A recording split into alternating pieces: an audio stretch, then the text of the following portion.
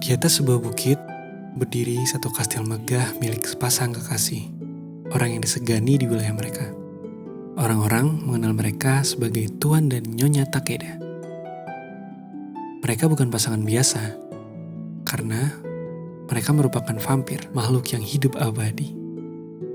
Tapi cerita ini bukan tentang mereka. Ini tentang peliharaan mereka, seekor kucing berwarna hitam dan putih, bernama Eda. Seekor kucing yang juga vampir yang abadi. Eda hidup damai bersama pemiliknya.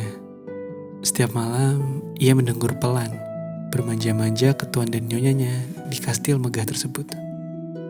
Damai dan tenang dirasakan Eda setiap harinya.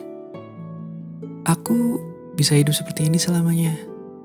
Kalaupun aku mati nanti, kalau bisa sih waktu reinkarnasi, aku request hidup kayak gini lagi aja deh. Ucap Eda dalam hati. Serasa hidup mereka akan bahagia selamanya. Hingga suatu ketika, terjadilah perang. Sebagai tuan tanah kaya raya, kastil keluarga Takeda tidak luput terkena serangan. Malam itu, kastil dibombardir habis-habisan. Api melahap segalanya. Eda kecil yang ketakutan pergi ke ruangan bawah tanah untuk bersembunyi. Namun, tuan dan nyonyanya berlari terpisah dengan Eda dan akhirnya menghilang, entah kabur atau musnah, tidak ada yang tahu pastinya. Setelah semua itu terjadi, kastil yang megah pun luluh lantak rata dengan tanah. Yang tersisa kini hanyalah puing-puing bangunan yang menutupi jalan masuk ruang bawah tanah. Ruang bawah tanah tersebut sekarang tersembunyi sepenuhnya. Dan di ruang bawah tanah tempat persembunyian itulah Eda terkurung sendiri. Di salah satu ruangan bawah tanah tersebut, tersimpan perpustakaan rahasia yang menyimpan buku sihir kuno. Sihir teleportasi, sihir penyembuh, sihir keabadian. Tidak ada yang menarik perhatian Eda.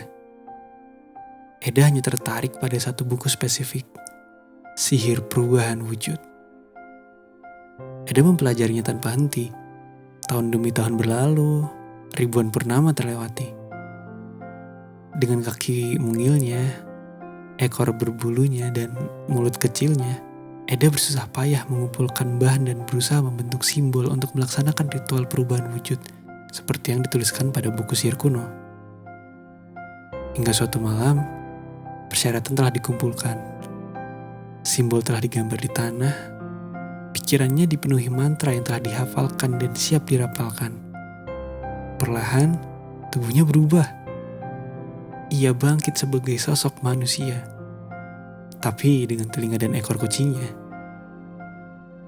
Perlahan tapi pasti, dia bisa mengendalikan kekuatannya, hingga bisa berubah menyerupai manusia seutuhnya. Setelah mendapatkan perubahan wujud menjadi manusia, Eda meninggalkan reruntuhan itu dan pergi menjelajahi dunia untuk mencari tuan dan nyonyanya yang hilang. Apakah mereka masih hidup? Apakah mereka menunggunya di suatu tempat? Tidak ada yang tahu persis. Satu hal yang pasti, Eda tak akan pernah berhenti mencari. Eda lalu pergi kota yang sekarang sudah modern, kemudian mencari-cari informasi dari beritahu kalau ada namanya internet. Di sana dia dengan kebiasaan kucingnya, dia dengan mudah teralihkan dari misi pencarian tuannya. Dia masuk ke fandom VTuber, keasikan nonton dan akhirnya memutuskan untuk menjadi VTuber sendiri dan memulai debutnya pada tanggal 1 April 2026. Apakah dia bisa kembali ke tujuan semula mencari tuannya?